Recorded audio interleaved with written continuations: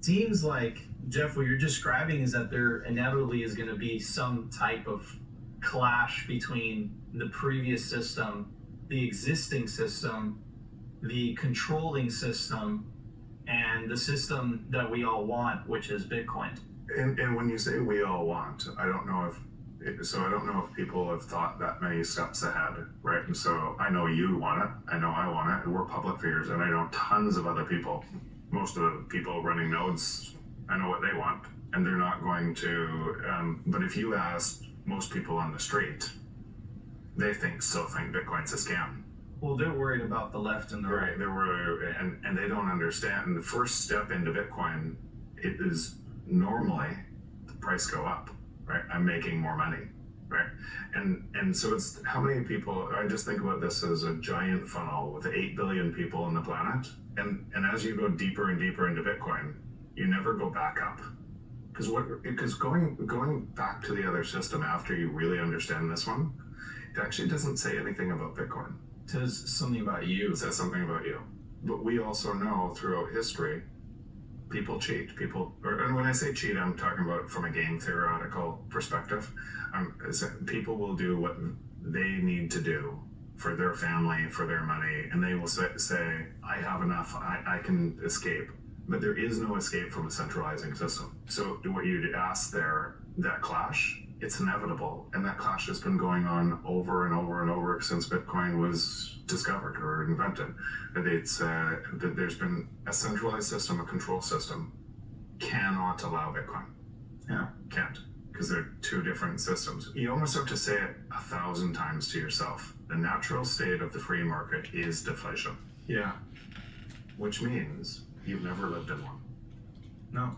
Never. No. You don't have. Unless you've been denominating your net worth in Bitcoin, you have been experiencing You're living in one. Yes. You're living in the first global free market that has ever existed. And as more and more people on this network, as more and more people build to it and move their time to it, we are both the map and the territory. It starts to expand, and you start to see a totally different experience than most people over here measuring their control system see.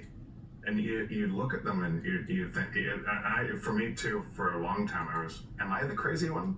Yeah. Then I go back, and 10 years ago, I didn't really know this much about Bitcoin. Yeah. And so I was in that system thinking I was in a normal system. Yeah. And so it takes a while to really understand that. Absolutely. I think you got to pay your dues. You got to stick around a couple cycles. Yeah. You got to endure the volatility. Yeah. You got to earn your stripes. You got to have your Bitcoin in self-custody. Yeah. Have many heart attacks when your hardware wallet breaks and you got to recover the seed phrase. Yeah. Set up a multi-sig on your own and, pay your dues as a Bitcoiner, and then you understand the sovereignty that it gives you. Yeah. And then you imagine the world where, I know it's cliche, but I'm going to use the reference anyway, you understand how many people are still in the matrix. And my next question to you is the phenomenon of inflation being treated as if it's part of nature, the way that politicians talk about it, like the excuses, the war in Ukraine, it's the trade war, it's this.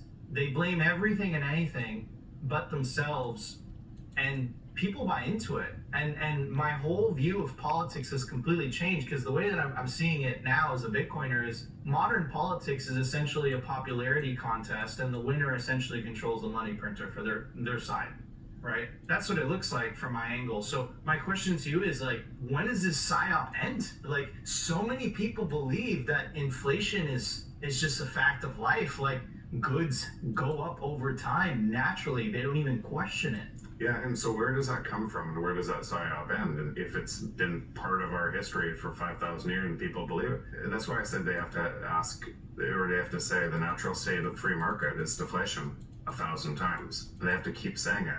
Because when I say that, I didn't say from zero inflation. Somehow, politicians and economists get productivity growth mixed up with growth. Productivity growth is faster deflation. And so people talk about this AI, that as we create more AI, we're going to be able to pay back the debt. It's so insane. Yeah. As we create more AI, you have faster deflation, which causes the debt to default, which means you have to create more monetary units, which is exactly what I laid out in my book. Yeah. So natural rate of deflation from a free market should be over 5% right now.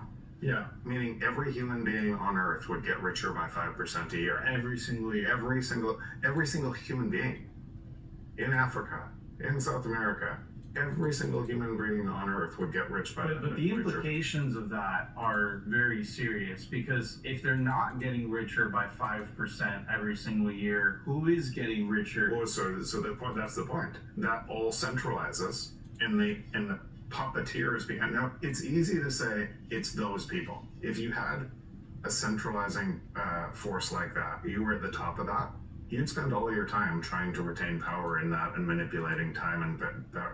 But it's more why I try to keep saying there is no they, because what gives rise to that is us. It's not them, it's us believing that is normal.